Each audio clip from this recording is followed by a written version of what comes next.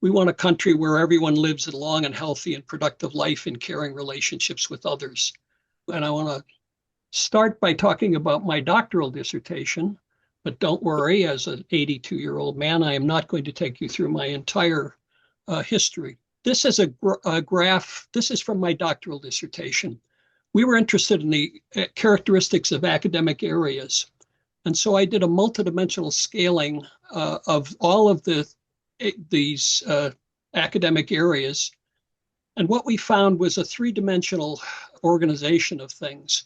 And I'm going to just show you two of these. One of them was the one which I came to call a paradigm versus no paradigm. And over here on the paradigm side, you can see that there are things like microbiology and physics and mechanical engineering and so on. And all of these were areas, academic areas, where it's a pretty clear paradigm what we're doing, and everybody is working in that paradigm. And one of the things we found was that in these organizations, there were a lot of multi-person authored papers, which was not true in the ones that were not didn't have high levels of paradigmatic. And what I noticed, by the way, was that psychology was not on the paradigmatic side. And I think in 1973, that was about accurate. But that was what prepared me to realize, to become a Skinnerian. Because what I learned from Thomas Kuhn's book, The Structure of Scientific Revolutions, was this whole notion of paradigms is where I got that. And so when I began to read some of Skinner's work, I realized that what Skinner was proposing was essentially a paradigm saying that all aspects of human behavior and behavior of non-humans could be understood in terms of the consequences of their behavior. And that was a change, and that was something that Darwin really began. And you know, keep in mind that science up to that point was mostly a science of antecedents affecting things. And so that was the beginning of my movement as a human, a person doing a Skinnerian approach to human behavior. That eventually led to my writing a book on changing cultural practices, which was basically taking an evolutionary approach to cultural practices as being shaped by the consequences of those practices. And that's the way I've been thinking. And when I met David Sloan Wilson, I thought, hey, this is really good. The other thing that really affected my thinking was public health. I did a lot of work on tobacco control. And when you start thinking in terms of a problem like tobacco use, you start to think about the incidence and prevalence of smoking and the incidence and prevalence of the disease that are consequences of smoking. The same thing could be said about child abuse and neglect and virtually all of the problems. So I've come to think about the problems at a community and national level as being a matter of reducing the incidence and prevalence of problems and increasing the incidence and prevalence of pro-social behavior. Denny Fishbein and Ron Prince and I published a paper about 2 years ago on proposing a comprehensive framework for understanding health inequities and disparities. And here's the public health approach. We're interested in reducing the prevalence of disability and the incidence of premature death. And so what we said was that physiological stresses and all of these risk factors had been shown to be significant factors affecting the incidence and prevalence of disability and premature death. And in addition, there's been a lot of research not only showing that these are risk factors, but also showing how we can reduce these things. That, for example, the work that I and many other people did to reduce tobacco use, which has been significantly reduced thanks to the research and policy that occurred. So this is a lot of what prevention science has been doing, is focusing on these things. But what we argued was that that is not sufficient to deal with these outcomes because there are structural and social determinants of health and determinants of health disparities. Poverty and discrimination and harmful marketing are three of the most important.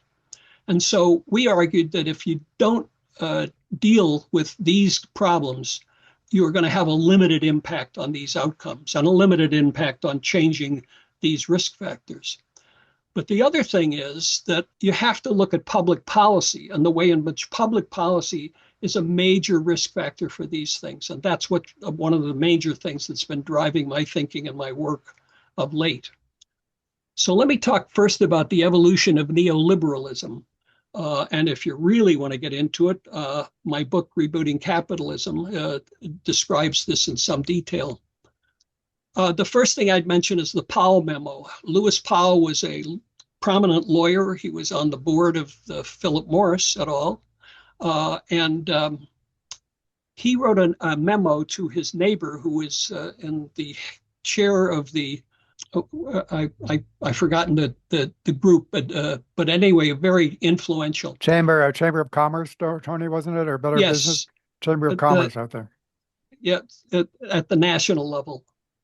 And so that memo had quite an influence on wealthy people. It basically said that if business people were not going to become more politically active and advocate for their interests and needs, that they would be losing.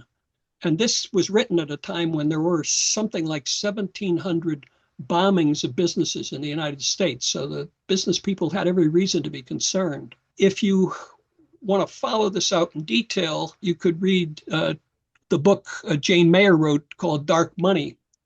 That describes how, and again, this is selection by consequences. There was rewarding the advocacy for free market economics was what the business people started to do. And so they nurtured the careers of economists, and they also maneuvered to get a Nobel Prize in economics, not really a Nobel Prize, a so-called economic prize, to raise the belief that economists knew what they were talking about. And then there was Milton Friedman's essay in the New York Times in 1970 that said that the only business of corporations should be to maximize their profits. And then there was the Federalist Society, which nurtured the careers of all kinds of lawyers, 4 or 5 of whom are on the Supreme Court. And that's the Supreme Court appointments. And to add to this, just this morning, I asked AI to find out what did Milton Friedman get in the way of funding as an example of the way in which his activities were nurtured. And so he and his wife wrote a book called Free to Choose, and there was a PBS series about it. And this is a list of the people who gave money. And if I had $500,000, there'd be a lot more action in terms of rebooting capitalism. So, but again, selection by consequences. So what happened? Well, the business people started working on this stuff around 1970. And this is a graph of the light blue is the income of working class people. And this one is the productivity of the companies. So what you see is that about 1970, they began to diverge, and the corporations were getting a lot more productivity, but it wasn't being shared with working class people. And so if you come over here, you see that the top 1%, this is between 1970 and 2020, and you can see that the top 1% versus the bottom 50%, it's a huge change. So that's part of what was the result of the neoliberalism. But here's another thing, and that's economic inequality. This is an index on this dimension of all of these various problems. And Wilkinson and Pickett did in their book Spirit Level, did an analysis of these problems and the degree to which they were associated with income inequality. So here you have countries that are arranged in terms of the degree of economic inequality. And what you see is that the countries with the lowest level of economic inequality also had the lowest levels of problems with respect to life expectancy, homicides, imprisonment, and so on. And guess what? USA, we're number 1. We have the highest level of economic inequality of any country. And another interesting thing about this is that countries with high levels of economic inequality actually have higher levels of problems for the wealthiest people as well as poorer people. And the reason seems to be that in an economically unequal country, people are running into other people who are richer than they are, poorer than they are, and it causes friction that appears to be a risk factor for these problems. So profit maximization that Milton Friedman called for has produced these results. And if you use this QR code, you can get a connection to all of the publications that are relevant to the claims I'm about to make. Significantly higher health disparities. We published a paper last year detailing the way in which health disparities are higher as a result of corporate profiting via harmful marketing. And then there's the harmful marketing of products. We have a paper that accounts for about 1 million excess deaths a year due to harmful marketing in the US. Then there's family poverty, a huge risk factor. I'll come back to that. Economic inequality, I've already shown you. And we have a Supreme Court that has undermined more perfect union, justice, domestic tranquility, and the general welfare and liberty. We are systematically looking at the relationship between Supreme Court decisions and these outcomes. And we're up to probably 9 essays. We've published about 5 of them so far, and we'll be publishing the rest of them. So this is, I would argue, all about cultural evolution in the good old USA, and we got problems. So the projects that we believe need to be high priority based on this and based on the risks associated are reducing family poverty, ending the marketing of products that contribute to more than 1 million excess deaths a year, publicizing Supreme Court decisions that are undermining the aspirations that the preamble of the Constitution articulated. And let me say one more thing about that. Over the last 6 months, I have not found a problem that I cannot connect with Supreme Court decisions that contributed to that problem.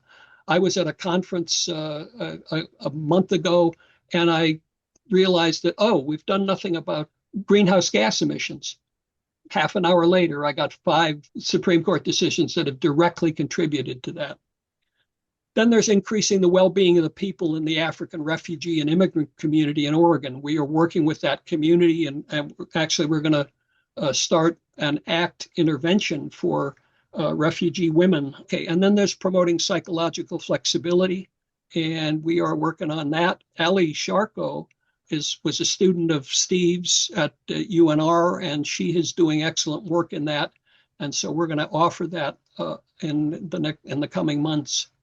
And then there's promoting pro-social values in AI systems. We've begun to look at that because there's a huge issue here about what the values of AI systems are and how we might ensure that those values be consistent with the kinds of pro-sociality that I think we could all agree we want. And we're not sure how much we can get in that. We're just getting started on that. So the other thing is that all these efforts are supported by a subcast and podcast system that's reaching a growing number of people.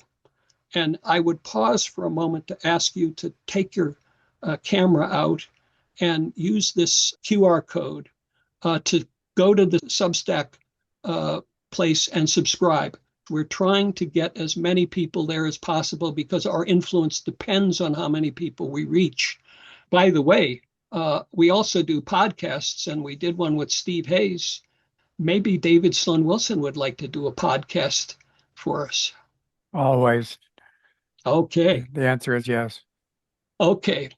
So Supreme Court decisions that trample on the aspirations of the preamble: gun deaths, Native American well-being, voting rights, harmful marketing, government regulation, discrimination, Citizens United, family poverty, civil rights, greenhouse gas emissions, and premature deaths resulting from allowing states to not take funds from the Affordable Care Act, which was a Supreme Court decision that led to that.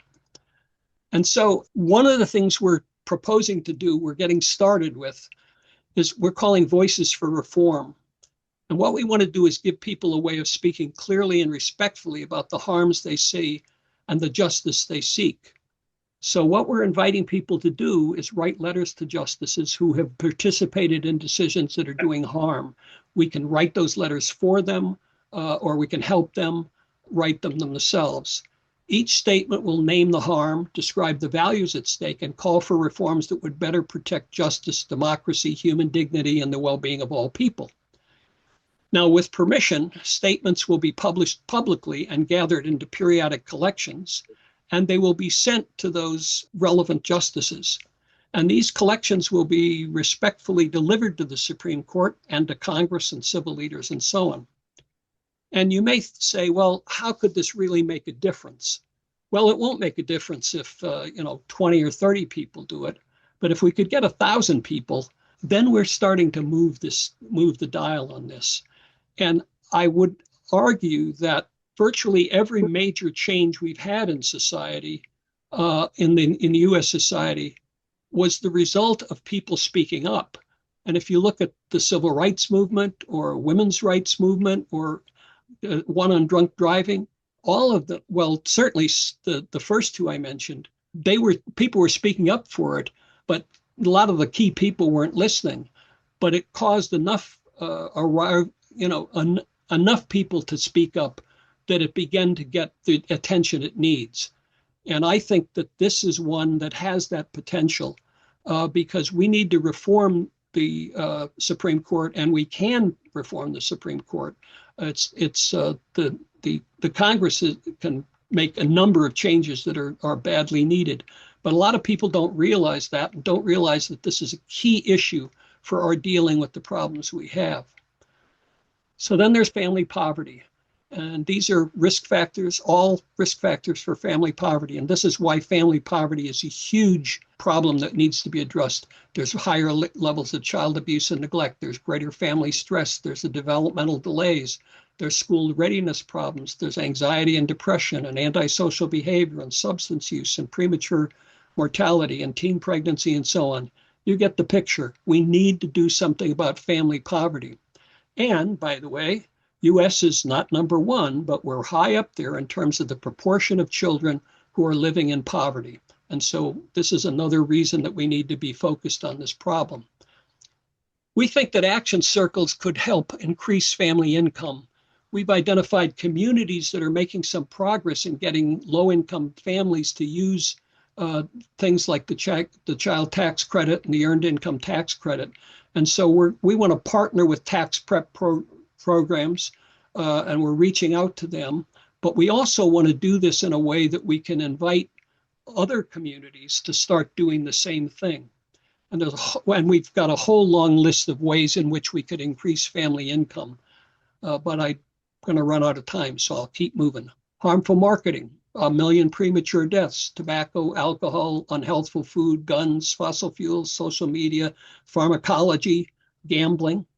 And so we think action circles to help communities reduce harmful marketing would be useful, and they would protect children and families. And I've done a lot of work on this with respect to the marketing of tobacco and alcohol.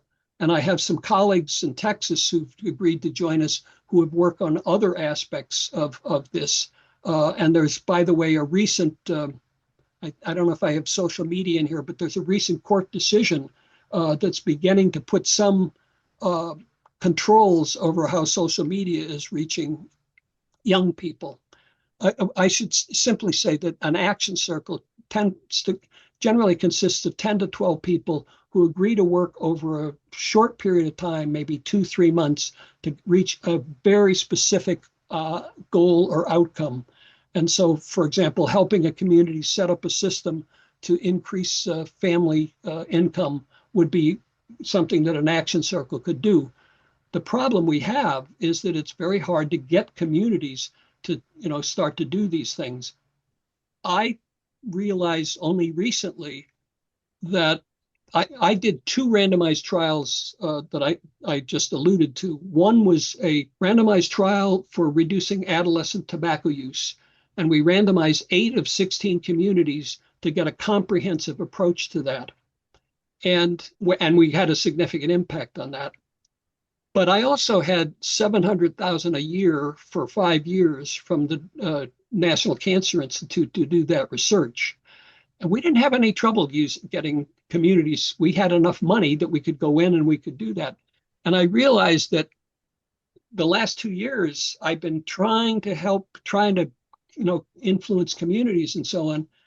And we're now about to put in a proposal to a foundation where we're saying, can't specify the communities that are going to be involved in the study we're proposing, but if you give us the money, we'll have the communities. So, and I already talked about how we're working with the refugee women. There's a wonderful ACT intervention that was developed for women who are refugees, and WHO did about 3 randomized trials of it, and we're going to do it. And we're also helping them.